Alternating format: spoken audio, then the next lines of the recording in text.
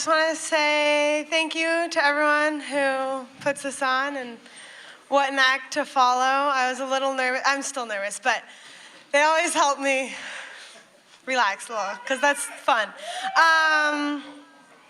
New this year, I made a little chapbook. It's at the Gear Shed. If you enjoy my reading tonight, check it out. A lot of the poems I'll be reading from are from there. I'm gonna start with a piece about Pebble Mine. It's just kind of become impossible to ignore, and I tried to keep politics out of my poetry, but it's everywhere. And the politics have come into my life and my livelihood. I grew up fishing my whole life. Both my parents fished through my childhood, and it's in me. It's hard to let go of. This first one's called An Argument Against Pebble Mine. When President Trump was elected in 2016, I had many fears, but losing my job was not one of them. If there was one thing he had promised, it was that more blue-collared people would be employed. The old American dream would be alive and well again. I have a soft spot for the old American dream. I have a soft spot for cowboys, mechanics, welders, the boy in the dirty white t-shirt scrambling out from under the truck in his father's shop, the boy who swears he'll quit chewing and loves his job. I grew up with boys like him. They were the boys I dreamed about, my legs dangling over some bulkhead or dock.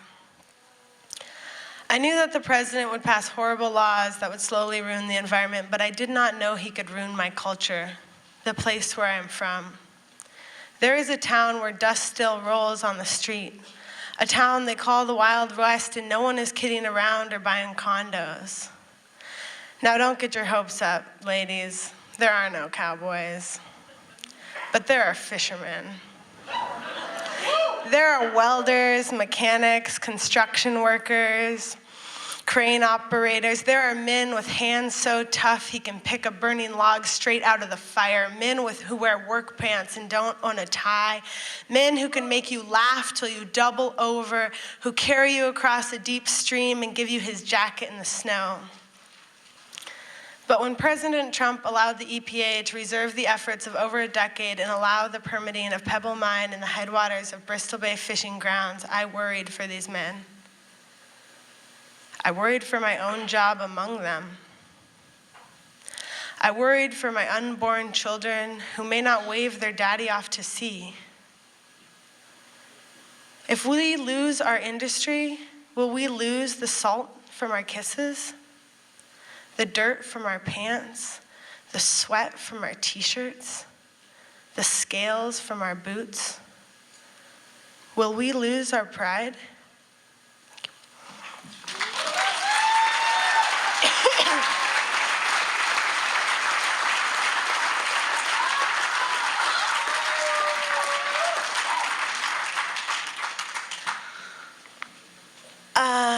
This next one's about my mom. I was really fortunate in that my parents were set netters, and so I was able to have both my mom and my dad as leaders and role models in the commercial fishing industry. And I think there's something, at least for me, about like being a teenage girl where I just really didn't want to connect with my mom or look up to her.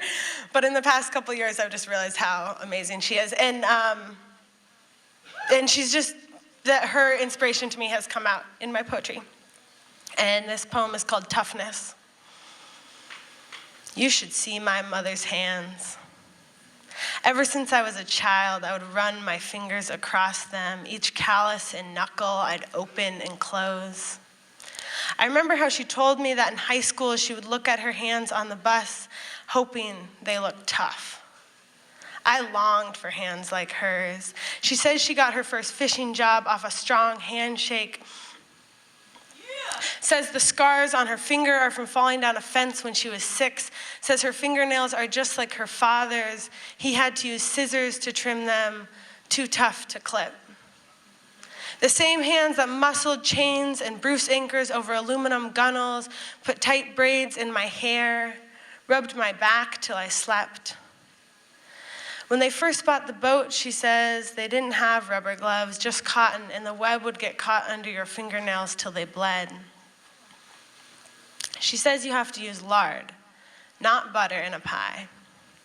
And her hands are so big she can lift the flattened dough without it cracking and then turn the edge into flowers with just a pinch. Hands like hers break rules we didn't know we held in our hearts. They roll stereotypes thin. They haul on the thick lines of disbelief and braid in new concepts of toughness.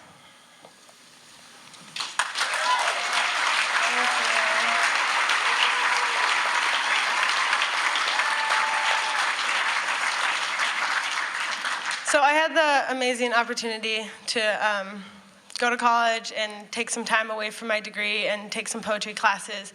And I got to learn about different forms of poetry. So I have a villanelle here for tonight, and that's the next one I'll read you. And then a sestina will be the one to follow that.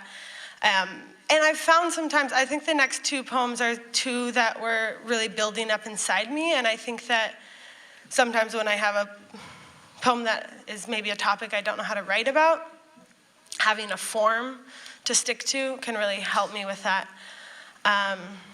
So this next one's about a kid I grew up with on the beach, and I was a kind of hot-headed little girl, thinking I was all that. I was 12 years old, working with a bunch of 20-year-old guys, and I was like, yeah, I'm a fisherman. But then there was this boy down the beach, and he was like younger than me, and he was also fishing. I was like, I thought I was the young one. Like, what are you doing? And the first day of the season in 2014, there was a really bad storm, and he was in a skiff that flipped, and he and another man lost their lives that day. He was only 17.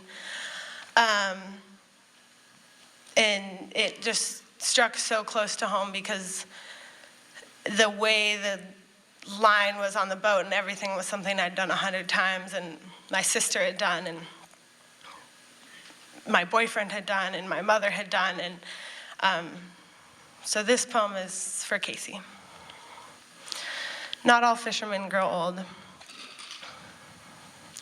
Sorrow found me, rain poured cold. It's hard to realize when you're young and loving, not all fishermen grow old.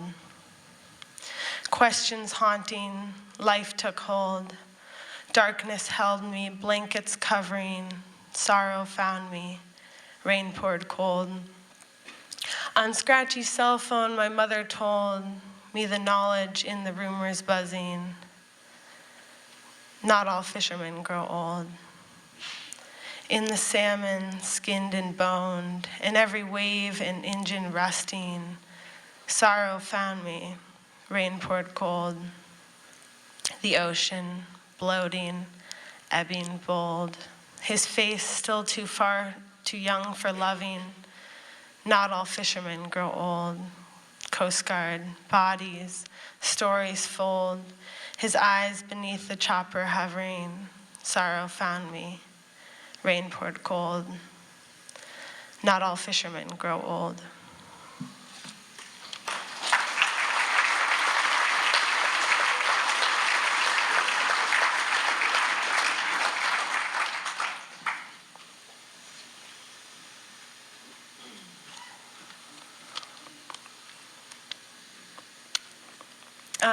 Yeah, this next one's pretty new. It's a sestina, like I said. So for people, there's some repeated words. It's called From Water. This poem inspired the title of my little chapbook experiment, Broken Water. So, yeah.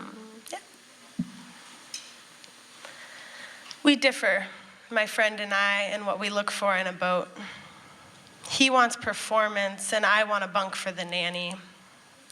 He wants jets and step, and I want refrigerated seawater. We do not differ in what we fear because we both fear failing. He does not tell me this, but I see it in his shoulders. Along with failure, I fear compromise. Is that what it means to be a woman? Compromise?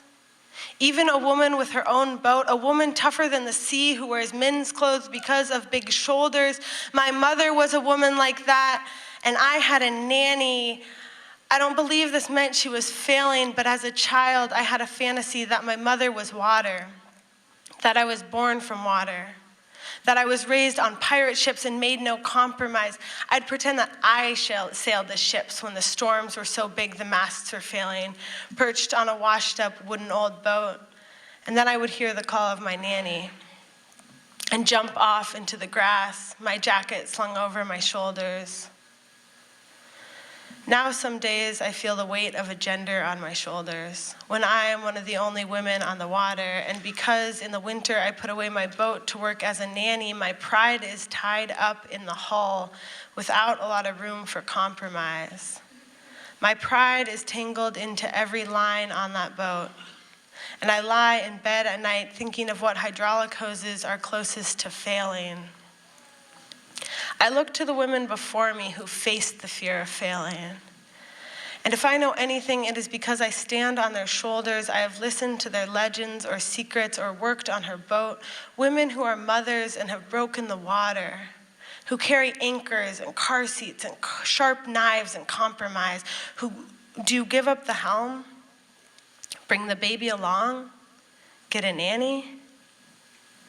So there I am, looking at a boat with a bunk for the nanny, banking on a few more years before my birth control is failing, and bracing for the day I'll face compromise like a wet wind. The day I'll carry someone else on my shoulders as we head to the water or the boat. My friend crawls into the forecastle, and I tell him that bunk's too small for his shoulders. But he says it has a good engine and it's worth the compromise. And I think of his mother, who gave up the sea to create him, to raise him from water.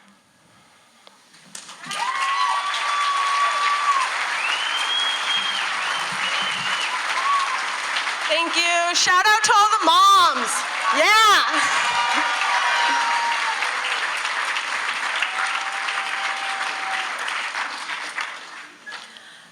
This last one's about Pebble Mine, which was the issue of my first one. I'm sure a lot of you know about this. There's events going on this weekend, but it's a mine next to Lake Iliamna that will affect both Bristol Bay fishermen and Cook Inlet fishermen. And you don't have to be Alaskan, you don't have to be a fisherman. You can call your senator, you can write a letter, you can get informed. There's events going on here. United Tribes of Bristol Bay does a great job. Bristol Bay fishermen, I forget the other website, but there's a lot of information out there. This poem's called I'm Angry because I am angry. I'm angry. I'm angry for a lot of reasons these days, like Pebble Mine CEO's little meeting with the EPA, Scott Pruitt. 4 years of people fighting for Section 404C, and it takes them 3 hours to undo it.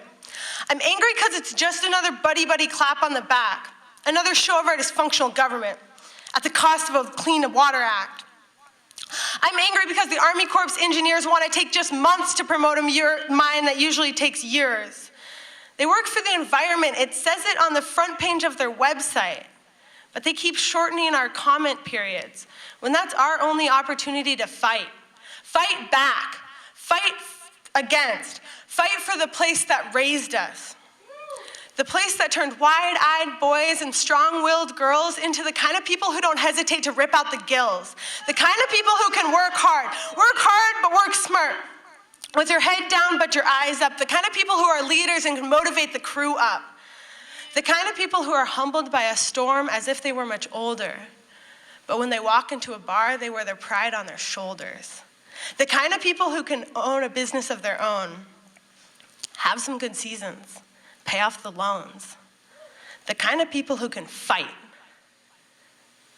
2.4 million comments, stories, cries were submitted.